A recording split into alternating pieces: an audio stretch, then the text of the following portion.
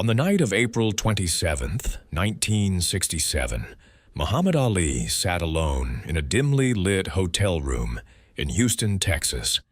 In less than 12 hours, he would stand before the world and refuse induction into the United States Armed Forces.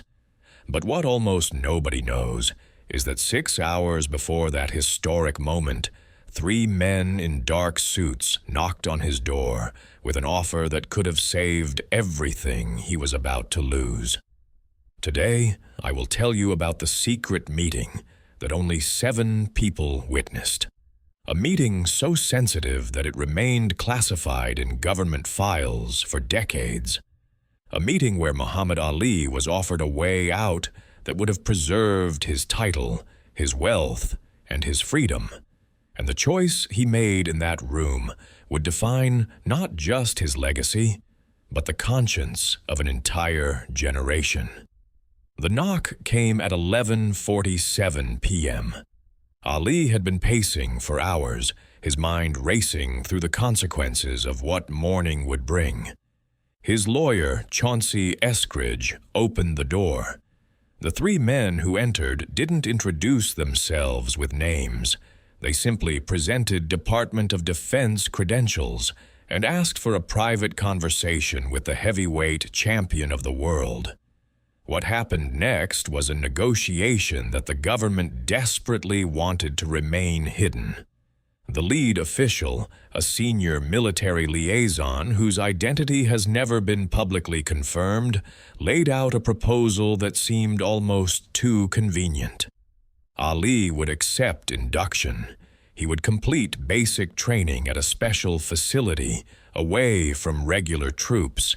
He would never see combat. He would never be deployed to Vietnam. Instead, he would travel to military bases around the world, conducting boxing exhibitions and boosting troop morale. His service would be comfortable, safe, and celebrated. In return, his conscientious objector claim would be withdrawn, his boxing license would remain intact, and his heavyweight title would stay around his waist. The official leaned forward and spelled it out clearly. You'll serve your country without firing a single shot. You'll keep your championship. You'll keep your income. And when your service ends, you'll return to boxing as a hero, not a criminal. Imagine the weight of that moment. Ali was 25 years old. He was at the absolute peak of his physical powers. He had already defended his title 9 times. Financial analysts estimated he stood to lose between $5 and $10 million if he refused induction, an astronomical sum in 1967. His marriage was strained. His relationship with the Nation of Islam was complicated. And now, sitting across from him, were men offering him a golden bridge to walk across. But here's what those government officials didn't understand about Muhammad Ali. They had studied his fights, analyzed his public statements, and calculated his financial vulnerabilities. What they hadn't calculated was the depth of his conviction and the price he was willing to pay for his principles. Ali asked them one question: "Will I have to wear the uniform?" The officials looked at each other, confused by the simplicity of the question. Of course, he would wear the uniform. That was the entire point. He would be a soldier, albeit one with special privileges.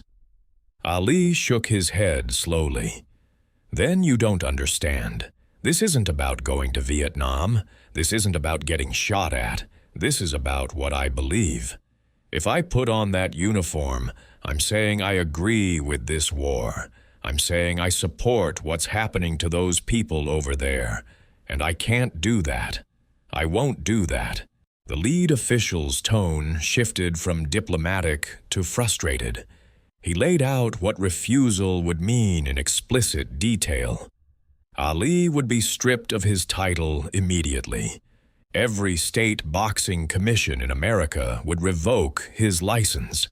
He would face federal charges carrying a 5-year prison sentence and a $10,000 fine. He would become unemployable. Sponsors would flee. Friends would abandon him. The Nation of Islam, despite their public support, might distance themselves when the legal pressure intensified. He would lose everything he had worked for since he was 12 years old, and first walked into a Louisville gym with anger in his heart and dreams in his eyes. The room fell silent. Ali's lawyer, Eskridge, a man who had represented Dr. Martin Luther King, Jr. and understood the cost of principled stands, sat quietly in the corner. He had advised Ali on the legal ramifications, but this decision was beyond law. This was about soul. Ali stood up. At 6 feet 3 inches, he towered over the seated officials, but his voice was calm, almost gentle. "I appreciate you coming here tonight. I know you probably think you're helping me, but you're asking me to be someone I'm not. You're asking me to betray what I believe in my heart. And I can't do that for a title. I can't do that for money. I can't do that to save myself." One of the officials tried a different approach. He brought up Ali's daughter, Miriam, who was just 10 months old. "Think about your family. Think about providing for your child. Think about the example you're setting." It was a miscalculation. Ali's eyes hardened. "The example I'm setting? Let me tell you about the example I'm setting. I'm showing my daughter that there are things more important than comfort. I'm showing her that when you believe something is wrong, you stand against it, even when it costs you everything. That's the example I want to set." The meeting lasted 97 minutes. When the officials finally stood to leave, the lead man made one final attempt. He told Ali that this offer would not be extended again. Once he refused induction in the morning, there would be no backdoor deals, no special arrangements, no second chances. The full weight of the federal government would come down on him without mercy. He pulled out a folder containing financial projections. The numbers were staggering. Ali's current earning potential, $5 million over the next 3 years from fights alone, with endorsements potentially doubling that figure. His earning potential after refusal, essentially zero. The official slid the papers across the table. "Look at these numbers, champ. Look at what you're throwing away. For what? For a principle that won't pay your bills or feed your family?" Ali didn't even glance at the papers. He had already done the math in his head weeks ago. He knew exactly what this stand would cost in dollars and cents. But there were calculations that couldn't be measured in currency. There were values that existed beyond financial statements.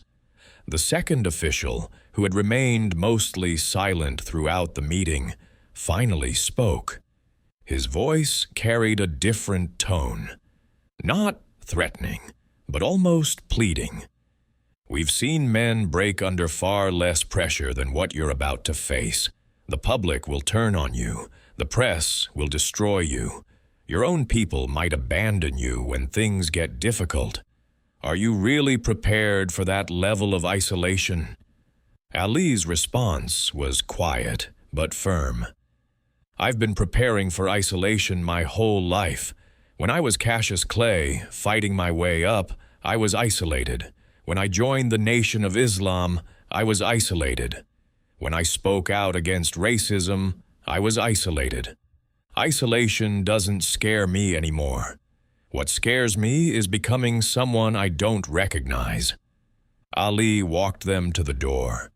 As they prepared to leave, he said something that one of those officials would later relay to a journalist decades after the fact. "I'm not trying to be difficult. I'm not trying to make a political statement. I'm just trying to live with myself. And if I take your deal, I won't be able to do that." The door closed. Eskridge looked at his client, this young man who had just turned down the easiest path to preserving everything most people spend their lives chasing. "You know what's coming tomorrow?" the lawyer asked. Ali nodded. "I know exactly what's coming." Then, after a long pause, he added something that revealed the depth of his understanding. "But here's what they don't know. I've already lost everything once in my life. When I was 12 years old and someone stole my bicycle, I thought my world was ending. Joe Martin told me if I wanted to find the thief, I should learn to fight first. That loss led me to boxing.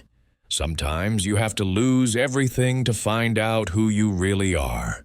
What came was exactly what the officials had promised. On April 28, 1967, Muhammad Ali refused to step forward when his name was called at the Armed Forces Examining and Entrance Station in Houston. Within hours, the New York State Athletic Commission suspended his boxing license. The World Boxing Association stripped him of his heavyweight title. Other state commissions followed immediately. His passport was confiscated. Federal charges were filed. The exile had begun.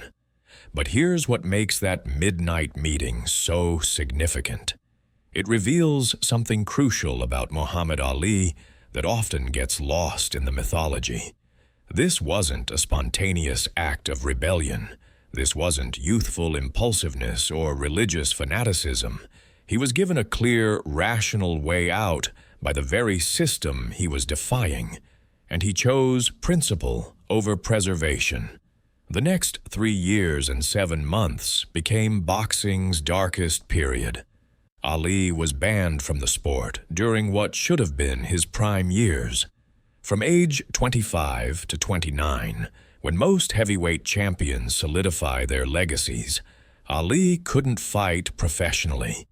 He survived on speaking fees at college campuses, where students protesting the war embraced him as a symbol of resistance. His marriage to Belinda Boyd provided stability, but financial pressure was constant and relentless. The exile years were harder than even Ali had anticipated. Former friends stopped calling. Business opportunities evaporated overnight. He received death threats regularly. The FBI monitored his movements and communications. His phone was tapped. His public appearances were protested by veterans groups. Newspapers that had once celebrated him as the greatest now portrayed him as a traitor and coward. The same reporters who had laughed at his rhymes and marveled at his predictions now wrote editorials questioning his patriotism and character. But something unexpected happened during those lost years. Ali discovered that he was more than just a fighter. He became a speaker, an activist, a symbol. On college campuses across America, students who opposed the war saw in Ali a reflection of their own resistance. He spoke about conscience, about standing up for beliefs, about the cost of principle. His words carried weight precisely because he had paid such a heavy price to speak them. Some of his closest associates drifted away. The Nation of Islam's support, while public, was often more complicated privately. In June 1970, the Supreme Court eventually overturned his conviction, but the lost years could never be recovered. When Ali finally returned to the ring on October 26, 1970, against Jerry Quarry in Atlanta, he was a different fighter. The blazing speed was slightly diminished. The reflexes were a fraction slower. The accumulation of time and forced inactivity had taken their toll. Yet somehow, what he lost physically, he gained morally. The Ali who fought Joe Frazier in 1971, who absorbed punishment in the Thrilla in Manila, who orchestrated the rope-a-dope against George Foreman, This Ali had a depth of character forged in those exile years. He had proven to himself that he could sacrifice everything and survive, and that knowledge made him unbreakable in ways that transcended physical combat. The three officials who visited him that April night never spoke publicly about the meeting during their lifetimes. The offer remained classified until a Freedom of Information Act request in the 1990s uncovered partial documentation. By then, Ali's decision had been vindicated by history. The Vietnam War had become widely recognized as a tragic mistake.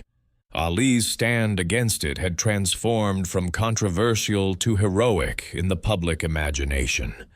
But in that hotel room, in those late hours of April 27, 1967, none of that was certain. There was no guarantee of vindication. There was no promise of future redemption.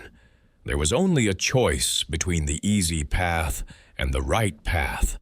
And Muhammad Ali, knowing exactly what it would cost him, chose the path that let him look at himself in the mirror. That's the untold story of Muhammad Ali's greatest fight, not against Liston or Frazier or Foreman, but against the temptation to compromise his principles when compromise would have saved everything. In a dim hotel room, with three men offering him the world, he chose his soul instead.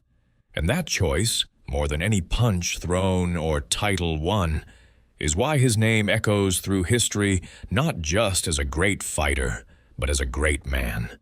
The meeting ended, the officials left, and Muhammad Ali prepared to face the morning that would define him forever. He had refused the easy way out. Now came the hard years, but he would walk through them with his head high and his conscience clear, because on one midnight in Houston, when it would have been so simple to bend, Muhammad Ali chose to stand. And in that choice, he became truly unbreakable.